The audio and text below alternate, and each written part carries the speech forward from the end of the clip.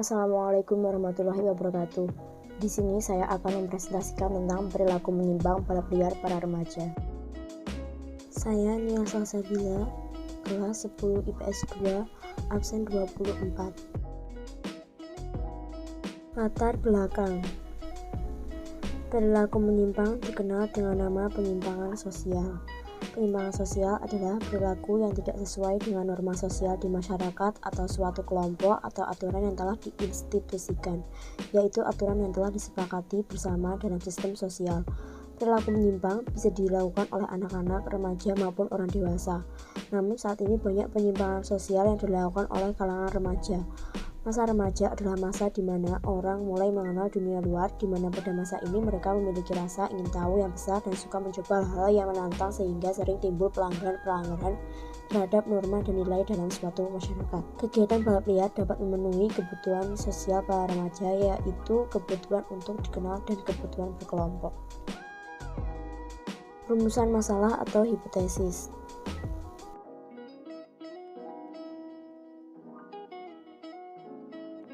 Yang pertama, mengapa kalangan remaja melakukan balap liar? Yang kedua, apa dampak balap liar bagi para masyarakat?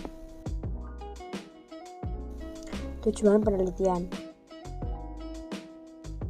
Yang pertama, untuk mengetahui penyebab remaja melakukan balap liar.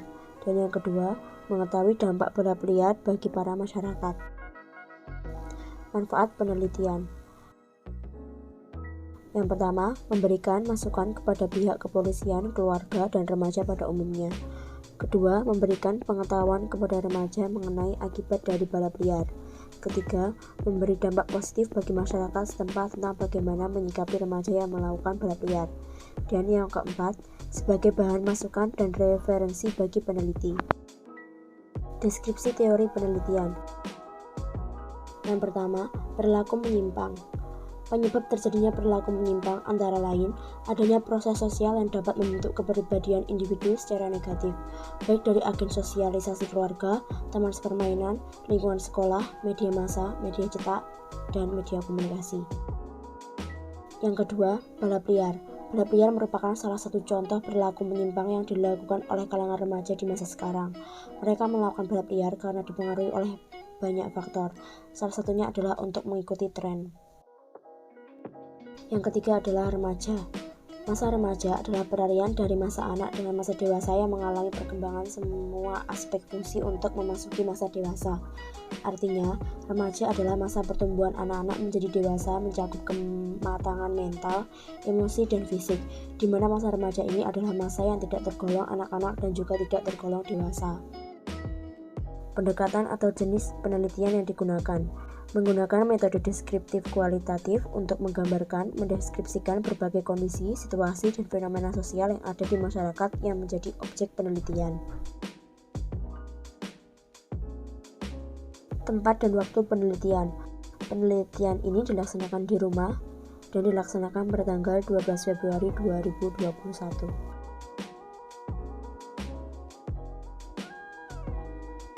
Teknik pengumpulan data.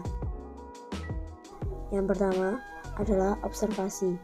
Observasi merupakan pengamatan secara langsung terhadap suatu fenomena yang akan dikaji, di mana peneliti terjun secara langsung dalam lingkungan masyarakat yang akan diteliti.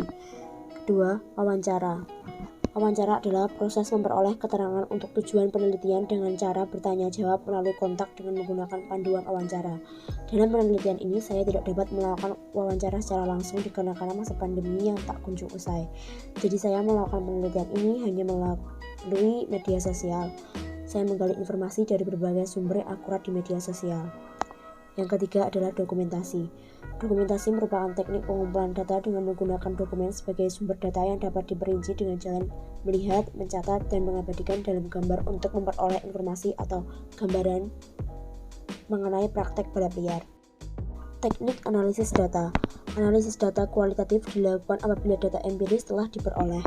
Teknik analisis data yang digunakan dalam penelitian kualitatif mencakup transkrip hasil wawancara, reduksi data, analisis, interpretasi data, dan triangulasi.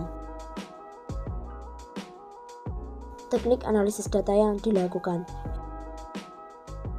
Yang pertama adalah reduksi data. Reduksi data dapat diartikan sebagai proses pemilihan, pemusatan perhatian pada penyederhanaan, pengabstraksian, dan transformasi data kasar yang muncul dari catatan-catatan tertulis di lapangan. Selama pengumpulan data berlangsung, terjadi tahapan reduksi, yaitu membuat ringkasan, mengkode, menelusuri tema, membuat gugus, membuat partisi, dan menulis memo. Yang kedua adalah triangulasi.